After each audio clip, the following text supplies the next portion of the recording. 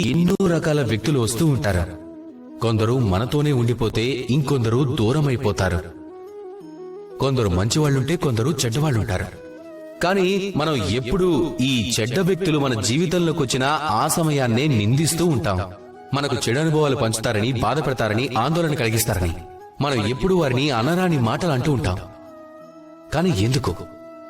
ఈ చెడ్డవాళ్లు మంచివాళ్లు కాదు, మంచివాళ్లు చెడ్డవాళ్లు అందరి జీవితంలోకి వస్తారు. అలాగే అందరికీ విలువైన పాఠం నేర్పించి వెళ్తారు. ఇక మీరే స్వయంగా ఆలోచించండి.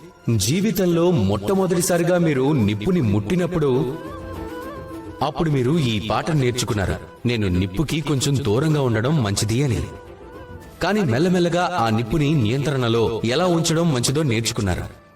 ఆ తర్వాత మీరు దాన్ని జీవితంలో ఎలా ఉపయోగించుకోవాలో నేర్చుకున్నారు. అది చీకటిలో వెలుగు పొందడం కావచ్చు, లేదా వంట వండడం కావచ్చు. ఇదే విధంగా చెడ్డవాళ్లు జీవితంలోకి వస్తే ఏదో ఒకటి నేర్పించే వెళ్తారు. మీరు వాళ్లకు ధన్యవాదాలు చెప్పండి. వాళ్ల గురించి చెడుగా ఆలోచించడానికి లేదా చెడుగా అనుకోవాల్సిన అవసరం లేదు. కేవలం ఆ పాఠాన్ని నేర్చుకోండి. అనుకూల భావంతో జీవితంలో ముందుకు సాగుతూ ఉండండి. అప్పుడు మిమ్మల్ని ఎవ్వరూ ఆపలేరు. రండి, నాతో పాటు ప్రేమగా చెప్పండి, రాధా కృష్ణ. Download ShareChat.